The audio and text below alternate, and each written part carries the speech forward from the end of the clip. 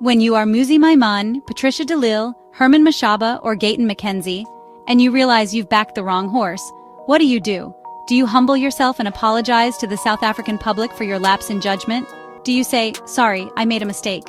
I will do better next time"? No, that's not what you do. Instead, you hold a flashy media briefing and try to convince the public that you were actually the one riding the winning horse all along. It's not just shameless, it's insulting. Had these politicians simply abstained or voted against the fiscal framework when it was adopted, they wouldn't be in this humiliating situation today. But they couldn't help themselves. They propped up an unpopular ANC proposal, and now that it's backfired, they're desperate to save face. And worse? Instead of quietly walking away, hoping voters forget, they are now attacking the very parties, like the DA, that actually fought against the VAT increase from the beginning. South Africans, don't be fooled. The wolves are dressing up in sheep's clothing, and they are hoping you won't notice. Before we continue, if you're loving the content and want to take things to the next level, why not consider joining the channel? As a member, you'll unlock some seriously awesome perks. We're talking exclusive badges, emojis to flex in the comments, sneak peeks of upcoming videos, and even special shoutouts during the show. Plus, you'll be directly supporting the channel so I can keep bringing you the best content possible.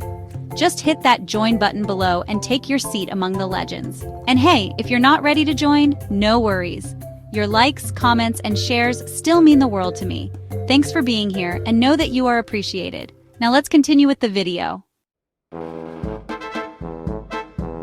At the media briefing, ANC spokespersons read out statements trying to spin the story. They claimed the reversal of the VAT hike was a people's victory and a triumph of democratic institutions. Sounds wonderful, right? But here's the truth. This wasn't a well-thought-out, principled stand. This was political damage control at its finest. It was politicians realizing that the public outrage was too big to ignore, and scrambling to rebrand themselves as champions of the people. These parties were not fighting the VAT increase when it mattered. They were backing it. And now that it's politically unpopular, they want you to believe they led the charge against it. It's like a kid who helped set the house on fire, and then wants a medal for helping to call the fire department. True politicians never waste a crisis. Instead of apologizing, the coalition of backpedalers launched a full-scale attack on the DA, the party that stood firm and took the real fight to the ANC. The DA made it clear from day one they would reject the budget as long as the VAT increase remained in place. They didn't just talk, they took action. But facts don't matter to opportunists. Remember, when politicians attack those actually standing up for you, it's usually because they have something to hide. Now let's be fair, the DA isn't completely innocent here either. As Joseph Mosia rightly points out, the DA showed its willingness to negotiate away principle, signaling it would consider accepting a VAT increase if it meant winning concessions like controlling metro rail services and the Port of Cape Town. So when the DA loudly declares that its fight against the VAT hike was purely for the poor, you have every right to be skeptical. It's not just about principle anymore, it's about power, it's about leverage, it's about getting something in return. And that's the harsh truth. No party is fully clean. Even those who opposed the VAT hike played political games behind closed doors. Here's the bottom line. The so-called victory over the VAT increase does not belong to any political party. Not the EFF, not the DA, and definitely not the shameless opportunists who backed the ANC's budget and then pretended to oppose it later. The real victors are ordinary South Africans, those who raised their voices, who protested, who refused to be silenced, and who forced the politicians, kicking and screaming, to listen. You made this happen, not them. Never forget it. South Africans must understand, this won't be the last betrayal. It won't be the last lie. It won't be the last time politicians try to rebrand their cowardice as courage.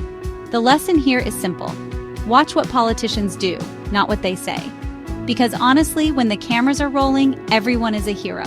But when the real decisions are made, in smoke-filled rooms, behind closed doors, that's when you see their true faces.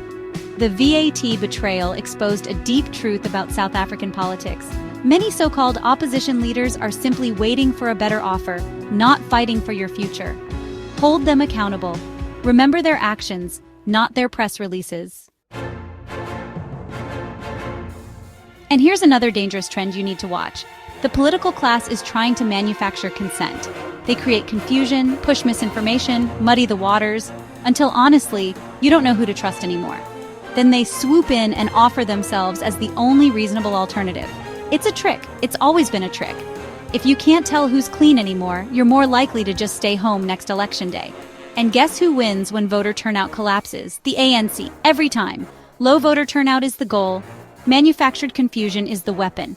Don't fall for it. Stay angry. Stay sharp. At the end of the day, South Africa doesn't change because politicians suddenly grow a conscience. It changes when citizens, like you, make betrayal too painful to repeat.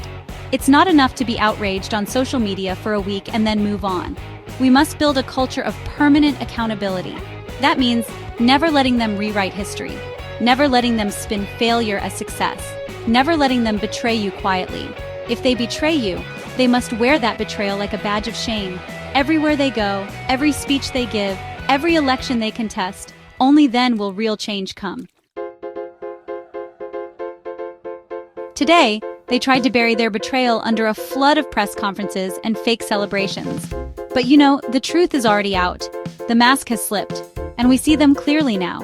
The VAT betrayal wasn't just about a tax increase. It was a test of character, and too many so-called leaders failed. South Africa deserves better.